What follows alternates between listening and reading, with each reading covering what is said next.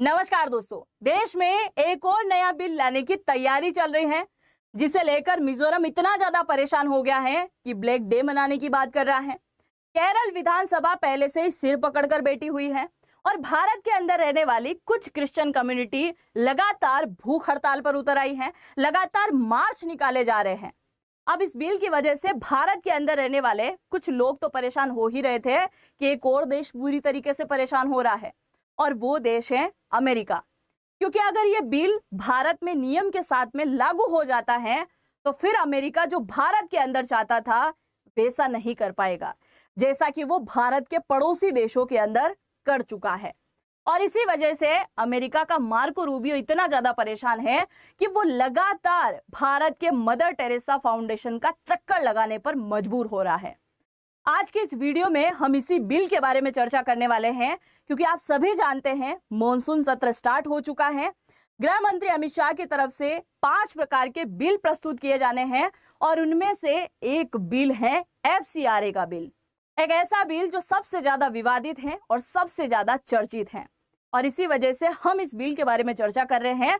बिल्कुल आसान लैंग्वेज में मैं आपको समझाने वाली हूं कि ऐसा क्या है इस बिल के अंदर जिसकी वजह से कई सारे लोग हंगामा कर रहे हैं। तो शुरुआत करते हैं आज के इस वीडियो की और जानते इस पूरी जानकारी के बारे में। मेरा नाम है अंजलि और मैं आप सभी का स्वागत करती हूं अंजलि जोशी के YouTube प्लेटफॉर्म पर। सबसे पहले FCR के बारे में जानने से पहले आपको थोड़ा सा इतिहास में जाना पड़ेगा कि इसकी शुरुआत कहां से हुई, क्योंकि ये FCR बिल कोई नया बिल नहीं है, बल्कि कई वर्ष पहले लाया गया था।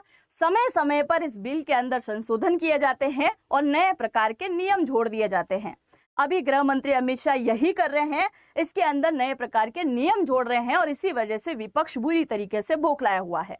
अब आप जरा थोड़ा सा इतिहास में चलिए और फिर हम इस बिल की तरफ आते हैं। आप सभी को पता है कि भारत की आजादी हुई थी 1947 में। 1947 में देश तो आजाद हो चुका था, पर आर्थिक स्थिति बहुत बुरी तरीके से टूटी हुई थी। ऐसी स्थिति थी देश की कि ना तो शिक्षा के ऊपर सुधार किया जा सकता है, ना स्वास्थ्य के ऊपर सुधार किया जा सकता है, ना ग्रामीणों के ऊपर ध्यान लगाया जा सकता है। अब भारत को चाहिए था पैसा, और उसी समय दुनिया भर के कई सारे देशों ने भारत की मदद करने का फैसला किया और भारत के अंदर नए प्रकार के NGO, ट्रस्ट और चर्च बनना शुरू हो गए। जब भारत के अंदर नए लगातार चर्च बन रहे थे, नए लगातार NGO बन रहे थे, तो Germany, Italy, Britain, France, America, कई सारे देशों ने भारत को पैसा देना शुरू कर दिया। और भारत को उस समय लगा था कि ये सारे देश हमारी बहुत अच्छे से मदद कर रहे हैं, हमारा देश कहीं ना कहीं आर्थिक स्थिति के सुधार की तरफ जाएगा और लगातार आगे बढ़ जाएगा।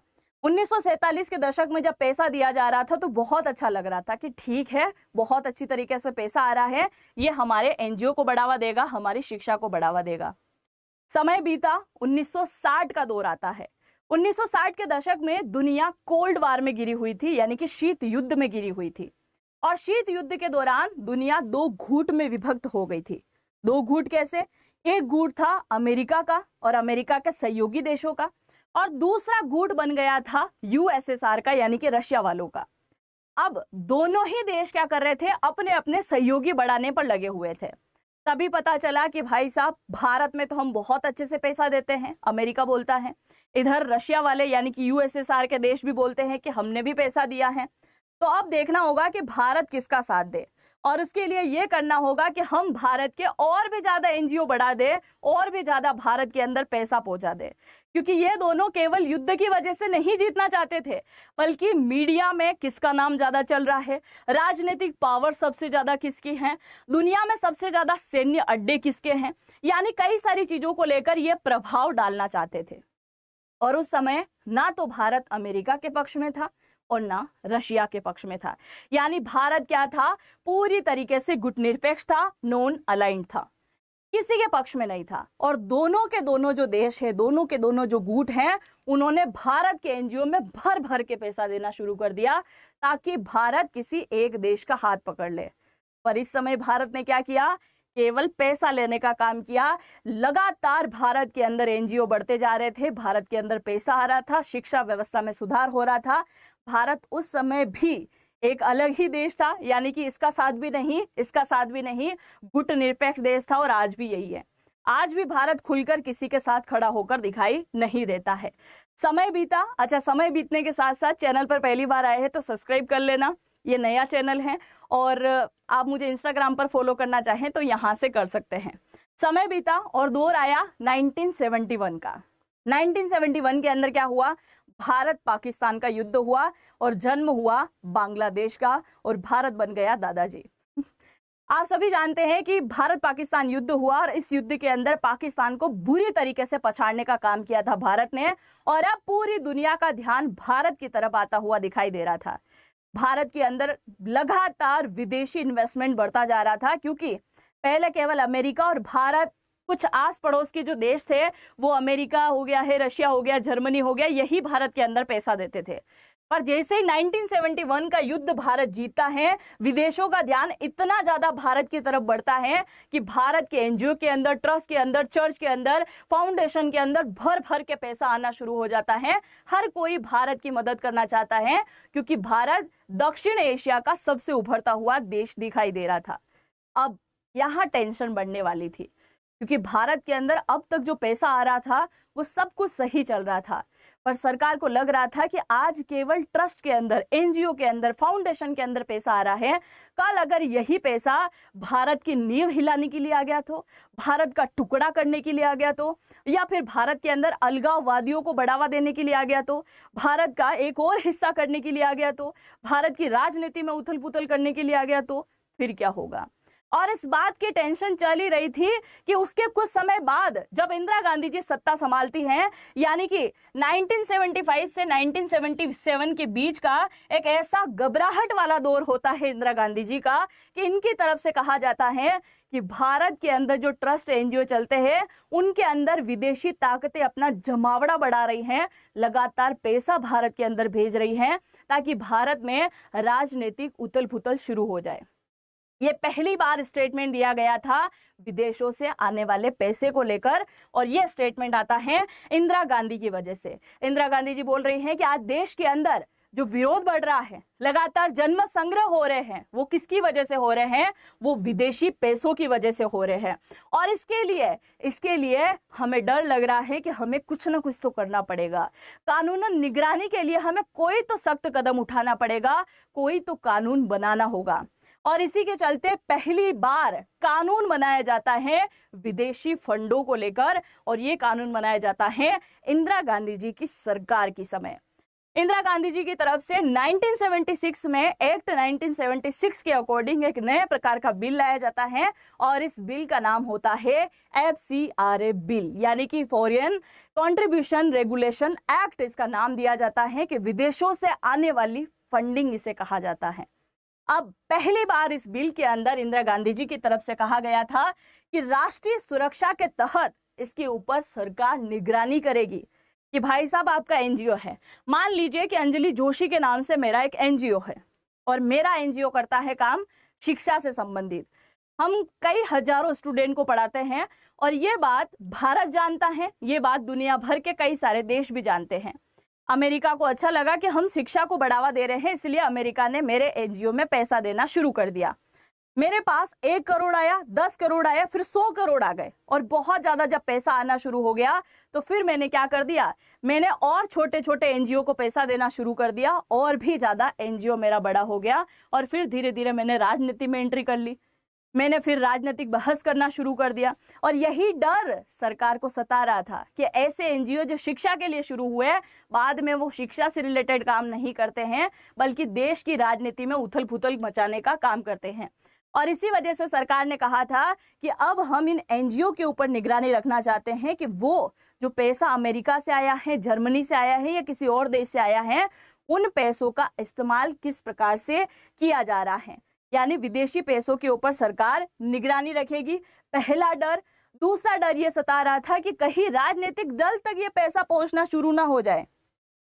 FCR बिल क्यों लाया गया था इंदिरा गांधी जी की तरफ से? ये इंदिरा गांधी जी के ही स्टेटमेंट है कि राजनीति में नए प्रकार के दल प्रभावित ना हो, इसका असर चुनावी प्रक्रिया पर ना हो, भारत के अंदर धार्मिक तनाव ना बढ़े, भारत के अंदर जो उग्रवादी संगठन है, अलगाववादी संगठन है, वो पूरी तरीके से प्रभावित ना हो, क्योंकि उनके पास अगर पैसा आ गया तो वो और भी ज्यादा संगठन बनाएंगे, और भी ज्यादा लोगों को इकट्ठा करेंगे, बड़ा जन आंदोलन ना हो, यानी देश की राष्ट्रीय सुरक्षा किसी प्रकार से खतरे में ना आए। और इसी वजह से आज हम एक बिल पास करने जा रहे हैं और इस बिल का नाम है FCRA बिल। ठीक है भाई साहब।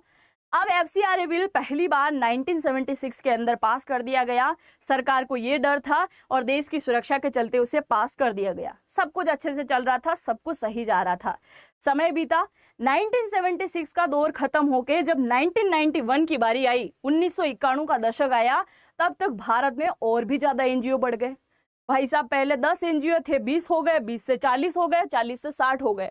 NGO लगातार बढ़ रहे थे और उसी दौर में डॉक्टर मनमोहन सिंह जी हमारे वित्त मंत्री बने थे। भारत की अर्थव्यवस्था कुछ ज्यादा अच्छी नहीं थी और इसी वजह से इन्होंने एक नए प्रकार का काम किया और ये था विदेशी निवेश को प्रोत्साहन। कि भाई साहब, विदेशी निवेश प्रोत्साहन होगा, निजीकरण को बढ़ावा देंगे, व्यापारी नीतियां सुधारेंगे, कई प्रकार का काम करेंगे। उस समय भारत के अंदर जो कई प्रकार के NGO थे, उनके अंदर और भी ज्यादा भर भर के पैसा आने लगा। डॉक्टर मनमोहन सिंह ने बोला कि भाई साहब, पैसा इतना ज्यादा आ रहा है कि पुराने नियम इनके ऊपर काम नहीं कर पाएंगे और उसके लिए अब हमें एक नए प्रकार के नियम को बनाने की जरूरत है। 2010 के अंदर आते आते नियम बने, 1991 में नियम रखे गए, 2010 के आते आते नियम बने। नियम इस प्रकार के बने कि FCR बिल पहले केवल राष्ट्रीय सुरक्षा के चलते बनाया गया था, अब इस बिल के अंदर रजिस्ट्रेशन अनिवार्य है। यानी अगर आप किसी प्रकार का ट्रस्ट, चर्च, विश्वविद्यालय या फिर किसी प्रकार का NGO ओपन कर रहे हैं तो आपको FCRA के अकॉर्डिंग यहाँ पर रजिस्ट्रेशन करवाना होगा, अगर आप विदेशों से किसी प्रकार का धन प्राप्त करते हैं तो। दूसरा, इसी रजिस्ट्रेशन को हर 5 साल के अंदर आपको रिन्यूअल कराना होगा, यानी नवीकरणीय करवाना होगा। फिर तीसरा नियम बनाया गया कि आपको एक अलग से खाता खुलवाना होगा जिसके अंदर केवल और केवल विदेश से आने वाली फंडिंग रहेगी।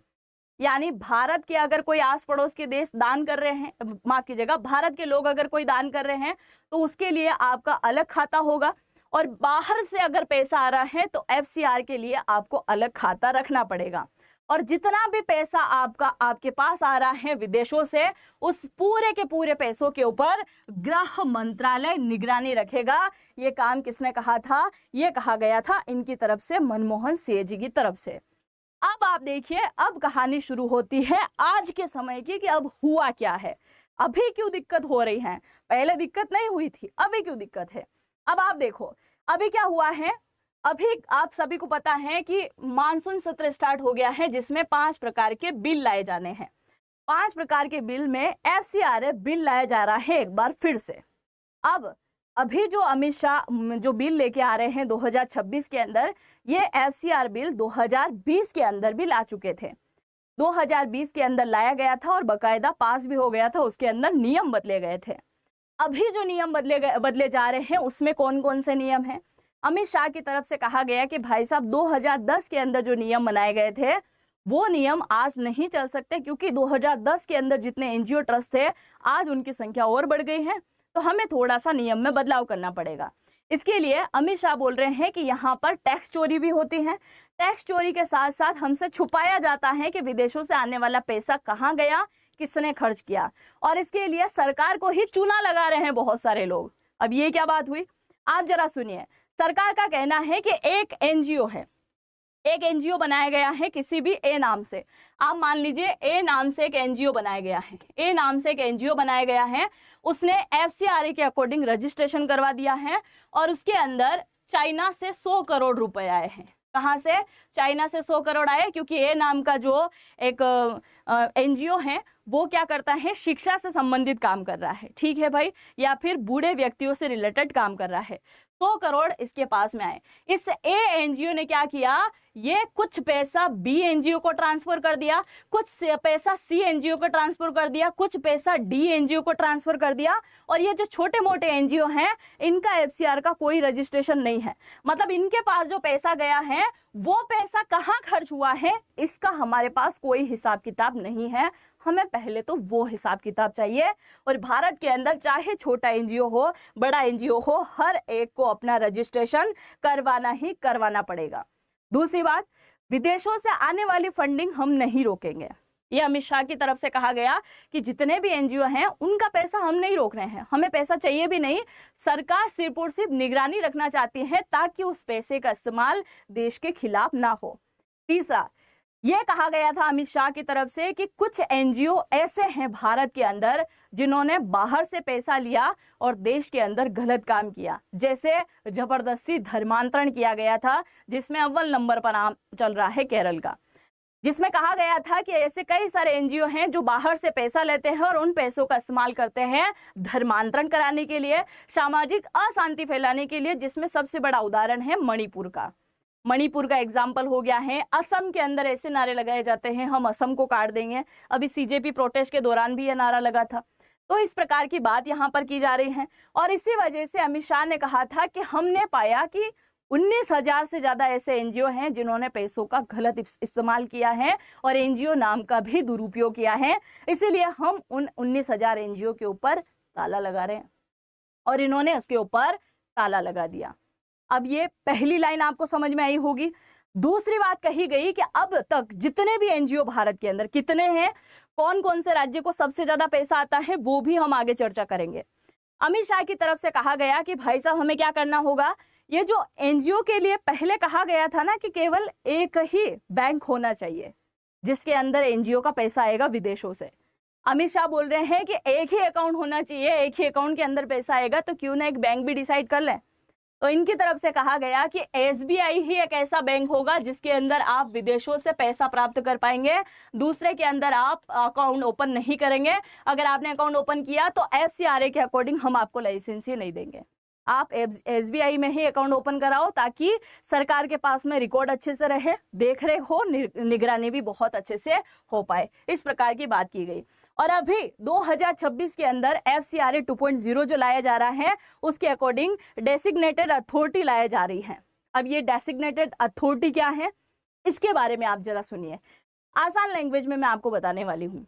भारत के अंदर कितने एनजीओ हैं वो मैं आगे आपको बताऊं, उससे पहले आप सुनो कितने एनजीओ बंद हो गए हैं।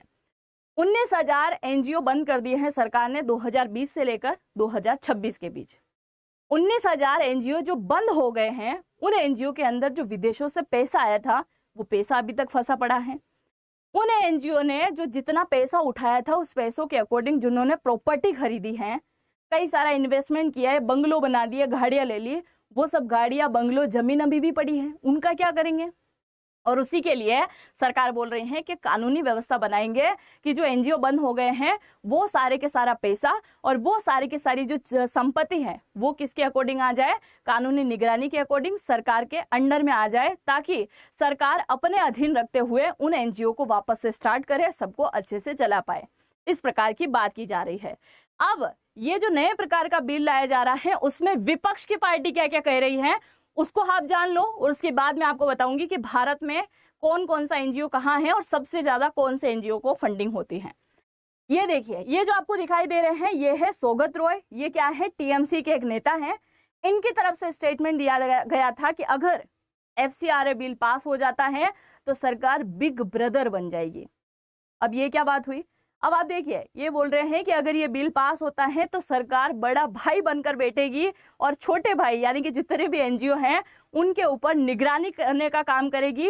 ये पारदर्शिता कम है, कूटनीति ज्यादा है, ये इनकी तरफ से कहा गया। दूसरा, छोटे छोटे एनजीओ जो गांव के अंदर है, आदिवासी इलाके में है, उनका रजिस्ट्रेशन संभव नहीं है और इसके लिए हो सकता है आने वाले टाइम में वो बंद हो जाए और अगर वो बंद होते हैं तो उनका खाना पानी भी सरकार बंद कर देगी, ये इनकी तरफ से कहा गया। भाई साहब सरकार बोल रही है ना, छोटा एनजीओ हो या बड़ा रजिस्ट्रेशन तो करवा लो, रजिस्ट्रेशन करवाने में क्या ही जा रहा है। तीसरा, ये कहा जा रहा है कि जो एनजीओ सरकार के आलोचक चलाते हैं यानी जो सरकार को पसंद नहीं करते हैं, अगर वो एनजीओ चलाते हैं तो सरकार सबसे पहले उनके ऊपर निगरानी रखेगी, एक गलती होने पर उनका एनजीओ पूरी तरीके से बंद कर देगी। यह स्टेटमेंट आया है टीएमसी की तरफ से। कांग्रेस की तरफ से स्टेटमेंट आया था कि सरकार आलोचक एनजीओ जो हैं उनको सबसे पहले टारगेट करने वाली है। अब आप देखिए, कुछ भी किसी भी प्रकार के स्टेटमेंट आ रहे हैं। दूसरा, आधार अनिवार्य क्यों किया जा रहा है? भाई साहब, एनजीओ का रजिस्ट्रेशन होगा तो आधार कार्ड तो हर जगह लगता है, यहाँ क्यों नहीं लगेगा? ये कौन सा सवाल है? फिर कहा गया कि छोटे छोटे एनजीओ का रजिस्ट्रेशन जरूरी नहीं है, वो नहीं करवाएंगे, ये इनकी बात है। चौथा, इनकी तरफ से कहा गया है कि एसबीआई में अकाउंट क्यों करवा रहे हो, एसबीआई के अलावा किसी और बैंक में अकाउंट करवा लो। इसके अलावा इनकी तरफ से तो कहा गया ही था कि डीएमके बोल रही हैं कि अगर एफसीआरए बिल पूरी तरीके से नियम के साथ लागू होता है तो दक्षिण भारत के अंदर जितने भी चर्च हैं, जितने भी स्कूल हैं, जितने भी विश्वविद्यालय हैं जो कि विदेशों की फंडिंग से चलते हैं, वो पूरी तरीके से क्लोज होते हुए दिखाई देंगे। अरे भाई साहब, सरकार क्लोज करने के लिए नहीं बोल रही है, सरकार बोल रही है कि बस विदेशों से आने वाले पैसों के ऊपर निगरानी रहे ताकि आप उन पैसों का गलत इस्तेमाल ना कर सके। यही तो बात है। अब इसकी वजह से भूख हड़ताल करना, एनजीओ बंद हो जाना, ये कौन सी बात हो गई है? खैर, वो बात तो अलग है। अब आप जरा यहाँ पर देखिए कि सबसे ज्यादा विदेशी फंडिंग हमें कौन देता है। फिर मैं आपको बताती हूँ कि सबसे ज्यादा एनजीओ ट्रस्ट कहाँ पर हैं और सबसे ज्यादा इन एनजीओ ट्रस्ट से आसपास के एरिया में कहाँ पर अलगाववाद यानी कि सबसे ज्यादा असंतोष कहाँ फैलता है, उसके बारे में देखिए। अगर हम एनजीओ की बात करें तो आज देश में 5,50,000 से भी ज्यादा एनजीओ हैं। इसके अलावा 19,000 एनजीओ के ऊपर सरकार ताला लगा चुकी है। 14,450 ऐसे एनजीओ हैं जिन्होंने एफसीआरए के अकॉर्डिंग लाइसेंस प्राप्त कर रखा है। 54,455 ऐसे एनजीओ हैं जिन्होंने एफसीआरए के अकॉर्डिंग केवल पंजीकृत करवाया है, लाइसेंस लेना बाकी है। अब हम बात करते हैं कि भारत में सबसे ज्यादा एनजीओ कहाँ हैं, तो सबसे ज्यादा एनजीओ हैं यूपी के अंदर। फिर बारी आती है तेलंगाना, महाराष्ट्र, कर्नाटक, आंध्र प्रदेश, केरल, तमिलनाडु, और फिर अगर पूर्वोत्तर भारत की बात करें तो असम, मणिपुर, मिजोरम और अरुणाचल प्रदेश के अंदर ये सबसे ज्यादा आपको ट्रस्ट और एनजीओ दिखाई देते हैं। अब आप देखिए, ये जो आपको दिखाई दे रहा है दक्षिण भारत, इसी दक्षिण भारत के अंदर अभी हाल ही में प्रोटेस्ट चल रहा है, लगातार नारेबाजी की जा रही है, एफसीआरए बिल को पास नहीं होने देंगे, नहीं होने देंगे, इस प्रकार का। अब इतने जो मैंने आपको एनजीओ बताए हैं 5,50,000 से ज्यादा, इसमें सबसे ज्यादा हमें फंडिंग करता है अमेरिका, जर्मनी और यूके। फिर बारी आती है चीन, कनाडा, नीदरलैंड, फिर बारी आती है Switzerland, UAE, Qatar, Australia, Singapore और इटली। ये सारे देश हमें सबसे ज्यादा फंडिंग करते हैं। ये जितनी कंपनीज आपको दिखाई दे रही हैं, यानी कि ये बिलीवर्स चर्च आपको दिखाई दे रही है, वर्ल्ड विजन आपको दिखाई दे रहा है, CASA, Ramakrishna mission, care India, ये सारे के सारे जो आपको दिखाई दे रहे हैं, ये सब वो हैं चर्च या फिर एनजीओ जो सबसे ज्यादा पैसा उठाते हैं विदेशों से। ये आपको यहाँ पर दिखाई दे रहे हैं। इसका अर्थ ये नहीं है कि सारे गलत हैं, पर ये सबसे ज्यादा पैसा लेते हैं, फंडिंग सबसे ज्यादा इनके पास आती है, जो कि शिक्षा से रिलेटेड भी काम करते हैं, ये बुजुर्गों की हेल्थ से रिलेटेड काम करते हैं, ये चिल्ड्रन की पढ़ाई से रिलेटेड काम करते हैं, प्रथम जिसका नाम है। तो सब अलग अलग है, सारे एनजीओ गलत नहीं हो सकते। मैं आपको यहाँ ये बता रही हूँ कि कौन से एनजीओ के पास सबसे ज्यादा पैसा आता है। अब कुछ क्रिश्चियन कम्युनिटी अब सड़कों पर उतर गई है और वो लगातार नारेबाजी कर रही हैं कि भाई साहब एफसीआर जो बिल लाया जा रहा है वो गलत है, हम अब भूख हड़ताल पर बैठेंगे। अब आप देखो, सोनम वांगचुक को अभी सूप पिलाया था, उनका भूख हड़ताल तोड़ा, अब एक नए प्रकार का भूख हड़ताल शुरू हो गया है। तो अब आपको क्या समझ आया ये एफसीआर बिल को लेकर कि सरकार सही कर रही है या फिर गलत कर रही है, सरकार का मत किस प्रकार का है, और क्या ये जो नए प्रकार के नियम अमित शाह की तरफ से लाए जा रहे हैं वो सही है या फिर गलत हैं? आप जो भी सोचते हैं जरूर से कमेंट सेक्शन में लिखिएगा, क्योंकि इस बिल की शुरुआत करने वाली इंदिरा गांधी है, चाहे आज विपक्ष किसी भी प्रकार से हंगामा कर रहा हो। आप जो भी सोचते हैं अपनी राय को लिखिएगा जरूर, और चैनल पर पहली बार विजिट किया है तो सब्सक्राइब करना तो बिल्कुल भी मत भूलिएगा। मिलता है नेक्स्ट वीडियो में। जय हिंद, जय भारत।